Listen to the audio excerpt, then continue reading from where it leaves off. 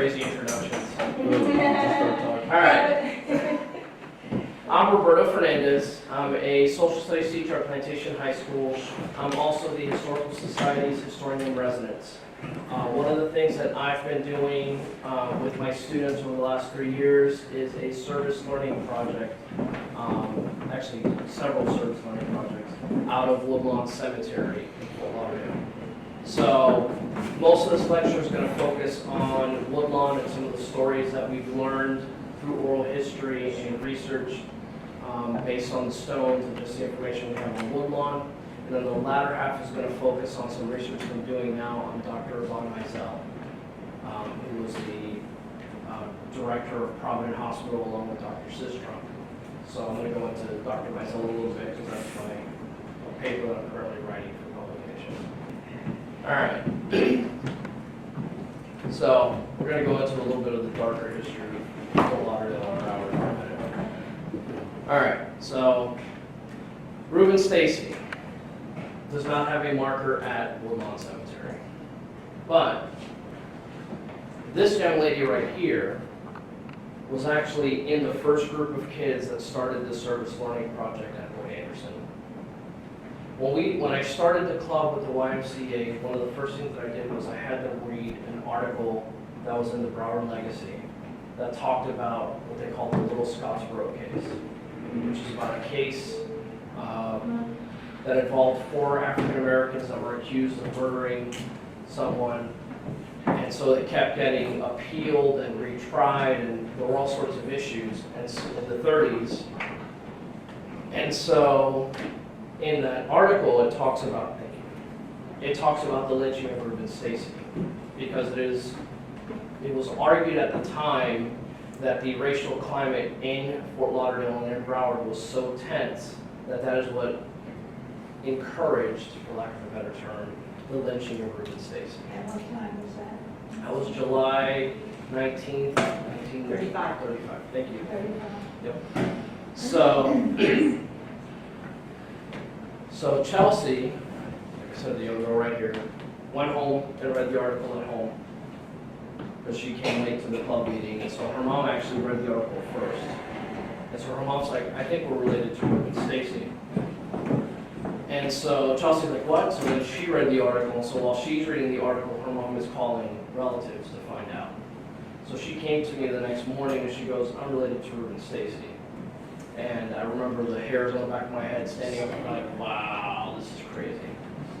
So the family story was that yes, he was lynched.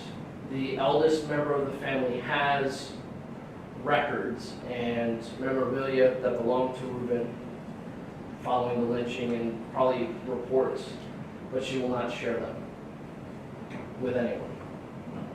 Like Chelsea couldn't even access the records, so we were like, we really should see the records, or you should at least be allowed to see the records. Nope. So then we decided, let's see what we can do, and I said, well, let's request a death certificate. We just learned that from the Dr. Sistrunk incident. So first, let's see if he's actually buried at Woodlawn. Because if he is, then now we've got an angle to pursue for our project. So we requested the death certificate, and we got it back from the state. And it did list him as being buried at Woodlawn Cemetery. So we're like, okay, cool, we've got that. So we spoke again to James Bradley, and he told us about the lynching and what he remembers hearing as a little kid. And the lynching, as far as the story goes, the lynching occurred on Davie Boulevard and State Road 441 in the southwest corner, which was where a woman named Marion Jones lived. She lived around that area today. And the story goes that, the white story goes, that he went into the house and tried to rape Miss Jones. The story from the African American community is he was actually looking for water. Once she screamed, he basically ran away, and then it took them 3 days to find him. He was actually found up in Deerfield hiding in bushes, according to an arrest report. He was brought to Fort Lauderdale, and again, because of the climate that was in existence, because of the trial going on with the other 4 African Americans, Sheriff Walter Clark asked the county judge, to sign an order to transfer Rubin Stacy from the jail in Broward to the jail in Miami. And so they took that route, the Davie route, to Miami, and the story goes from the sheriffs that they were driven off the road and that Rubin Stacy was removed from the vehicle under the sheriff's care, and that they took a wire off Marion Jones' clothesline, put it around his neck, and then put him up in a tree. So there were multiple investigations following the lynching, but of course the license plates were covered and we couldn't see faces. But we do have some photos from the event. Now, one of the things that I would like to say globally about lynchings in the United States is that lynchings were considered a public spectacle. And people did go to these events. And Ida B. Wells was a journalist and just a great woman, I think. She actually put together stories from different newspapers about lynchings. And one of the things that she wrote was that lynchings were a public spectacle and that there was evidence that people would take souvenirs off the bodies of the dead. And so with Rubin Stacy, the investigation done by the NAACP in the aftermath found that his buttons were taken off of his clothes. There were parts of his pants that were cut off to take as a souvenir. Fortunately, at least nothing that I've read said that they took any body parts off of him and took him home. There have been lynchings where they would burn their body and then people would take bits of bone home as a souvenir of the lynching.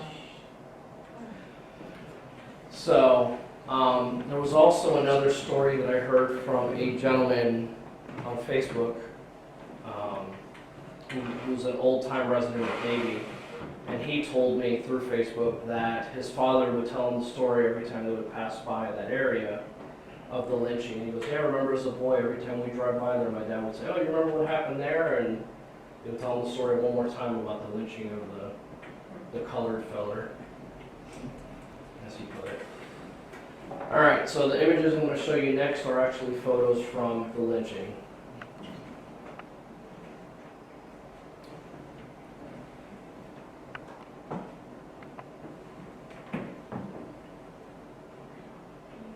That's one. You can't see him, he's... And these were from like the newspapers? Yeah. It was on the cover of the Time, wasn't it? I'm not sure about that. Cover of Time is the closer one. It was New York Times. Oh, New York Times, okay. That one.